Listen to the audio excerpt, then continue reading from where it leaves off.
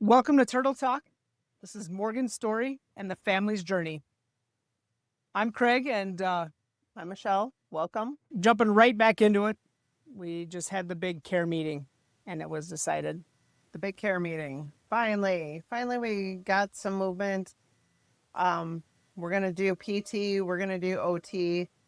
They were going to try and have speech come in. That's a little more difficult for some reason. I don't know why, but let's see what Morgan can do. So starting then the very next day after the care meeting, they would come in and they would do things with my orange shirt, my fluorescent orange shirt. That thing became a staple in the hospital room. Good. And they brought in some different baby toys like flashing lights and noisemakers, things like that. They would sit her up on the edge of the bed, to help build a little bit of strength, see if she could do anything. Can you lean? Can you do whatever? And so the process starts now. So here we are. We're going to start doing PTOT and try and get things documented. Well, as this is going on, I don't trust anybody. Right. So I'm asking to see the notes of what they're putting in there. And they're not even noting the smallest of movements, because in the rehab world, what we've come to find out is that even the smallest of things still counts. It doesn't have to be a big movement like lifting an arm or saying words or doing things like that. It just has to be some volitional movement. Can she do this? So then there were a few phone calls back and forth with me and the head of the therapy department saying documentation needs to be better. They come in, they say, well, there's not really a whole lot we can do with Morgan. These were the first few days. There's not really a whole lot we can do. So instead of staying there for the 45 minutes that they're supposed to be there, they leave after 10 or 15 minutes. Well, how are we going to get anywhere?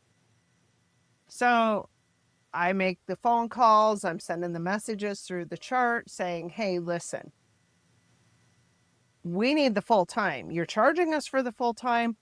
We're trying to get her to a rehab center. Let's do our job. Right. So then they started coming in. PT, OT would come in together and they'd co-treat. So it'd be 45 minutes, 50 minutes long. And, then they really got active and getting her sitting up, helping her sit up, trying to do different things with her.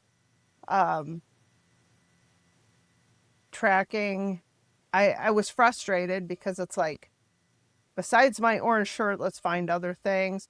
They brought a few things in. I actually went to the toy store and found things that I thought maybe would attract Morgan's attention, things from her childhood and different things that she really enjoyed, like a stupid little Barbie light up wand or something, Yeah. anything. I was going to try anything, teddy bears, noisemakers, flashing strobe light, anything we could find to get her to start doing stuff. I even bought slime so she could squeeze it in her hand. Well, that slime, not a good option. Play-Doh, much better option. But the slime ended up everywhere. That was not a good thing. But, we were working with her, not just therapy, but we were. And then anytime she'd do something, whether therapy was there or not, I would run right out and say, hey, you need to come in and see this and document it. Right. So the nurses got really good. They were such a benefit to us at that point to help, really get things documented. And don't get me wrong. I know I've said a lot of negative, but there were some amazing, amazing people taking care of Morgan. Super kind nurses, so please nobody take offense that I'm downing on the whole place. That is not the case, because she did get some pretty phenomenal care by those that didn't believe the narrative and they really just cared. They were great caregivers. I still bump into some of her nurses and they remember her. They remember us, and I get hugs and, oh my gosh, she's doing great, so please don't think I'm dishing on the whole place there, because that's not it. There were some bad apples there, but her other caregivers were amazing, especially the nursing staff. They really, really did a phenomenal job, taking care of her. Um, they even went out of their way. I did not even know you could do this, but there was a way with the bed that they could put a tub below her head and we could actually sit there and pour water on her head. Do you know how good that feels when you can finally get your hair washed and scrubbed? And the one nurse, she was so awesome. She sat there on her little stool and she massaged Morgan's head and used a little scalp massager. And Morgan was just, you could see she was enjoying every minute of it. She was responding to this head thing. So there's another thing that she was able to document, Right. And what a good feeling, because we really couldn't get her in the shower with all this stuff, and it was a mess. Right.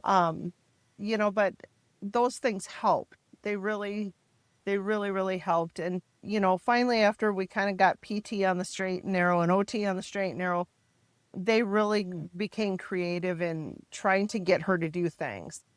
And one day I was sitting there with her, and all of a sudden out of the blue, we get, Mom. I about fell over. My first mom. In like 40 days. I bawled. Yeah. I bawled and I bawled and I bawled because it was so beautiful to hear her voice again. It really was. And I just kept praying for more words. That one word was not enough. It was definitely not enough to keep it going. But oh gosh, how it was so beautiful to hear that. So I quickly ran out of the room and grabbed the nurse so she could come back in. And I'm like, baby, say it again, say it again. And out comes another mom, and she heard it. So she was able to document it, And so that was a really good moment there. Yeah. And then the therapist, actually, I was scared to death about this because, she's got a trach. And I don't understand these things. How does this work? But they went and got some pudding, and she was able to mush around pea-sized bites of pudding in her mouth and then actually swallow them. So that was a good processing thing. They were able to show her brain is processing, and she's able to, take a bite. She knew what to do with it and to swallow it. So that was a wonderful moment. Those are huge wins. Those were huge wins. And we've come to learn that those tiny, tiny little steps blow up into big things. Yeah. And so it's, not all our time there was bad, but there were some bad moments. And no matter what trauma situation you're going through, there's always going to be bad moments. And on top of it, you're an emotional nightmare yourself because you have control of nothing. Absolutely nothing. We finally got approved. Like the PT and OT were doing, good, and documentation was getting done, not just by them, but by the nurses. We had been denied like 3 or 4 more times. And then I think it was like the 3rd or 4th of August, she finally got approved. Finally. It took a few fighting phone calls with the insurance, but we got her approved. But she couldn't go to acute rehab. The only place the insurance would agree for her to go was the long-term acute care, which, like nursing. She was on the nursing home side, and she would get therapy, but she wouldn't get it like the regular inpatient stuff. The inpatient stuff gets all day kind of therapy. Morgan would only get about 4 hours, 3 to 4 hours a day of therapy. Yeah. You know what? I'll take it. Right. Baby steps. Baby steps. We're there. Once we get there, I can advocate and fight for more. Right? Like, let's see what we can do. Because Morgan's going to prove them wrong. Right. Like, period. Back to the first day when I told the doctor, I feel her. I literally could feel her soul. I could feel her. I'm her mom. I knew this. I knew that somehow, some way, she was not done with this world yet. And You know, it was horrible, you know, but we got approved. Yep. So then it was a few more things that we had to do to get her there. And then sure enough, on the 5th, she got a fever. Well, if you have any conditions going on, you can't transfer. Right. And she got C. diff. Okay. Because there was a couple other patients on our floor that had it, and it spreads like wildfire no matter how cautious everybody is, hand washing, gloving, everything. It just happens, you know. I mean, it just takes one speck. So she got that. So then now we're getting denied the transfer, wouldn't take her. It's just a mess. But anyhow, so now we have to contend with this. We have to get the fever down, and we have to clear the C. diff before we can transfer anywhere. So I'm just like, Lord. And back to another round of prayers. Well, we never stopped praying. Right. We prayed the whole way. But we prayed more fervently because we're this close. It's within arm's reach. Right. You know, To move on to the next to move step. on to the next step. And she gets sick, gets a fever. Oh, it was just gut wrenching. Yeah. Trying to get through that. So, But you're still being uplifted with prayer groups and prayers. yeah, Caring Bridge is a blessing. it is a blessing, a huge blessing. As a matter of fact, I had made a post on Caring Bridge and someone sent me a message. And this message just, I don't know, it still to this day resonates with me. I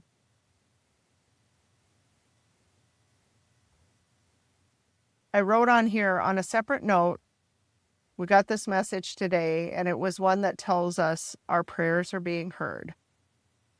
And the message said, whoever this was, I don't remember. Lots of people have sent us prayer stuff, but whoever this person was said, I was praying for Morgan, Tom, and Michelle tonight, and just as I finished, I saw a full double rainbow. Then the message in the prayer group was, trust my timing, trust my plan, and trust my love for you. And this person said, the prayer group started praying for you even before I asked, and I saw many angels around Morgan. God is good, and we have to continue to have faith, hope, and trust in him. So every time I see a double rainbow, I think of that, you know, that he actually had a plan, and his timing is perfect, even though it felt like it was nowhere close to being good at the time. So, you know, we've learned to take those messages and hear them, clearly hear them, because without those messages, these days at the trauma hospital would have been just awful. Right. Just awful. So we were thankful. We were very thankful for all the prayers. You know, so we get approved, she gets sick, and then I think it was August 8th, I think was the day we finally got Morgan on a plane, and we sent her to Nebraska to go to a rehab hospital. That was a beautiful day. It was a very scary day. Yeah. It was very scary. We had to send someone with Morgan on the plane. Okay. And it could have been anybody, you know, and I guess everyone assumed Tom and I would ride with her, and maybe we should have. I was afraid that, I know this is stupid, but I didn't know what size plane was coming for her, and it was a medical flight. And, you know, I think of these tiny helicopters, and at this point, I feel like I've put on 100 pounds. Mm-hmm. You know, my diet sucks. All we've done is drink coffee and stress eat when you do eat, right? You eat all the wrong things. So my fear was I was too fat to fly with her. And Tom's fear was he was too big, tall to fly with her. those were legit fears, you know, and Right. so we called my mom and said, "Will you ride with Morgan in the plane?" So my mom went with her on the ambulance to the airport. Then they flew her down to Nebraska, and Tom and I each drove a car down. So we we had mobility, and then my dad also came down so he could give my mom a ride back. And so that's how we did it. We kissed her goodbye at the hospital, and I cried and cried and cried and cried that everything would be okay on this flight, because we could have sent her by ambulance down there, but I was so afraid that any bump would re-injure her brain and kill her. But we're flying and we have air pressure. So it's like, oh Lord, please just get them there safely. And of course, every horrible thought goes through your head because we've already seen hell, and I just didn't want to see it again. So I cried and I drove. I think I broke every speed limit there was to get down there. Did you beat the plane there? Actually, yeah, actually we did. We did beat the plane there. But there was a lot that they had to do before they could just take off. So, you know, we were at least a good hour and a half down the road. From the minute we left her, we were an hour and a half down the road before they even really got the transfer going over to the airport. Oh. You know, and then it takes time to load her, and then they have to make sure she's stable, and then all the clearance and stuff. So we probably got there 15 minutes before they did. And yeah. And then they transferred her to the facility from there. It'd be a ground ambulance. So Sure. yeah, it was definitely an exciting trip. I was scared to death the whole time, and yeah. But here starts a new chapter for her. We're no longer in the ICU. Right. We have survived ICU. We have already surpassed everything that doctor said she wouldn't do. Like, survive. She survived.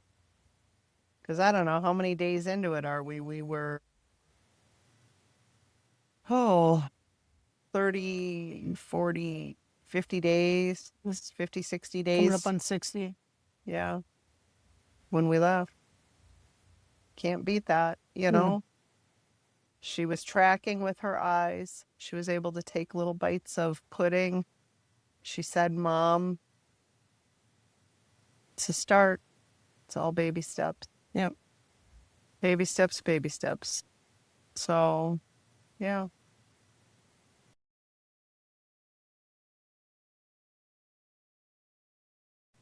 Thank you guys for watching. We really appreciate it. We love hearing from you guys, so keep the comments and the questions coming for us.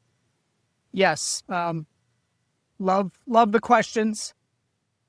Please subscribe. Go to www.givemorgan.org or visit me at my real estate website, realtorcraigbertrand.com. And we always want your questions, comments, like, and share wherever you listen or watch. Thank you. Thank you.